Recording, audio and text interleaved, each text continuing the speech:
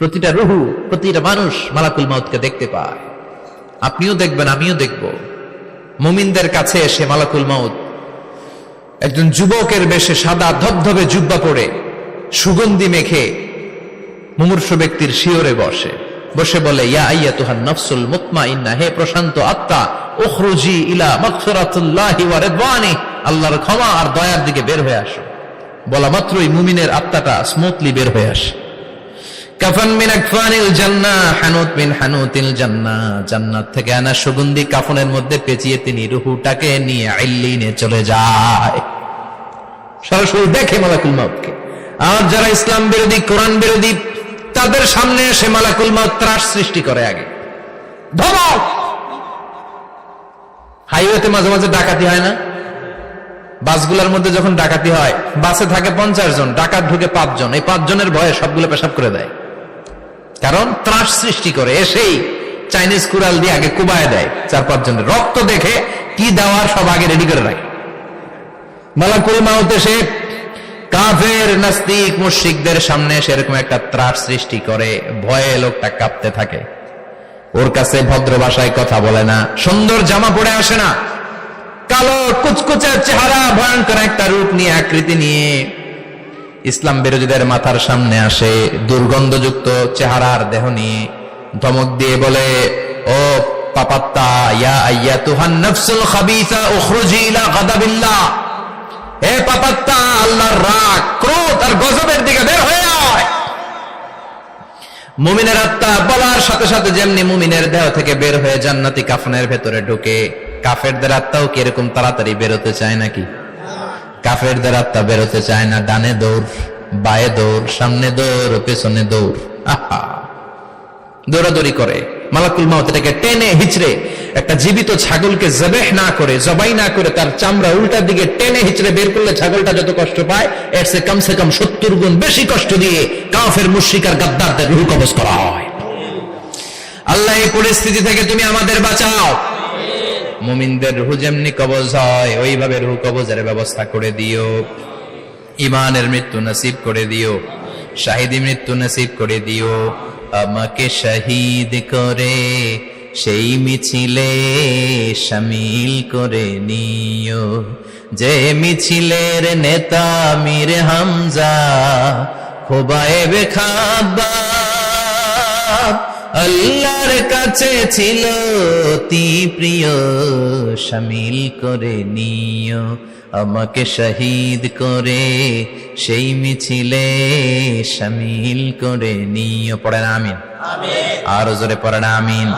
তার মানে বিমান দুর্ঘটনায় হোক, কিংবা লঞ্চ ডুবিতে হোক, কিংবা আগুনে পড়ে হোক, কিংবা আত্মঘাতী হামলায় হোক, যে যেখানেই মারা যায়, কবরের 3টা প্রশ্ন তার জন্য আছে না নাই?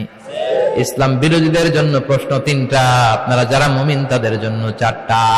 আপনাদের জন্য একটা বেশি, আলহামদুলিল্লাহ। কোন কবরে এসে প্রথম প্রশ্ন করবে, মুনকার নাকির যখন চলে আসবে, 40 কদম যখন আত্মীয় স্বজনরা লাশটাকে কবরের মধ্যে দিয়ে 40 কদম চলে যায়, তখনই ফেরেশতা চলে আসে।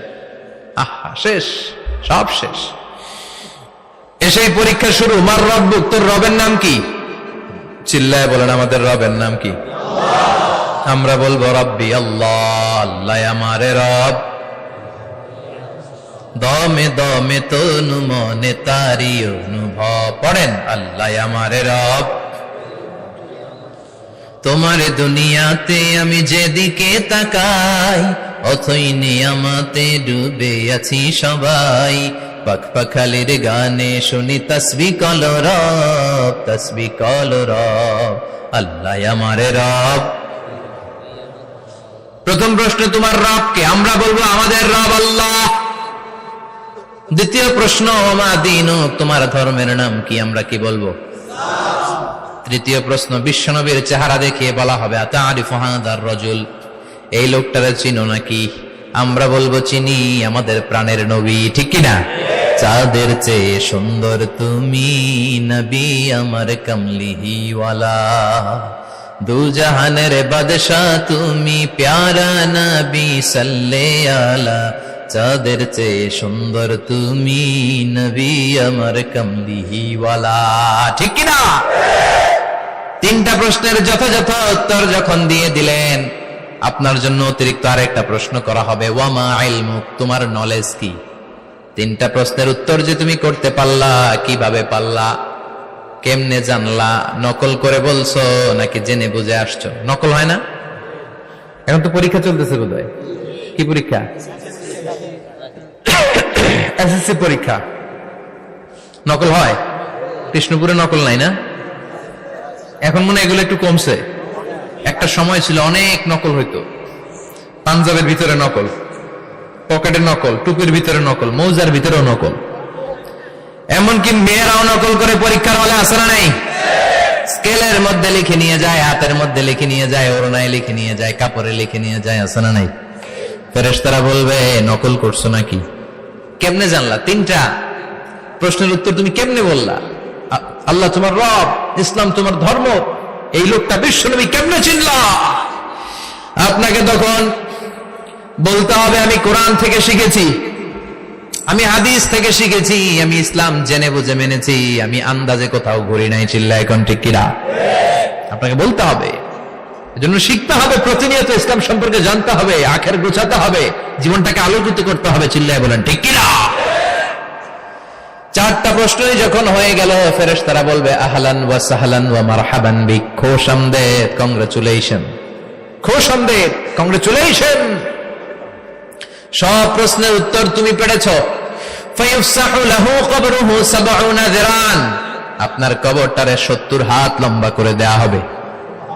ওয়া ইফতাহু লাহু বাবুন ইলাল জান্নাহ, আপনার কবর থেকে জান্নাতের দিকে দরজা খুলে দেয়া হবে। ওয়া ইলবাসু মিন লিবাসি আহলিল জান্নাহ, জান্নাতের দুইটা রেশমি কাপড়ের পোশাক এনে আপনারে পরিয়ে দেয়া হবে। আর বলা হবে না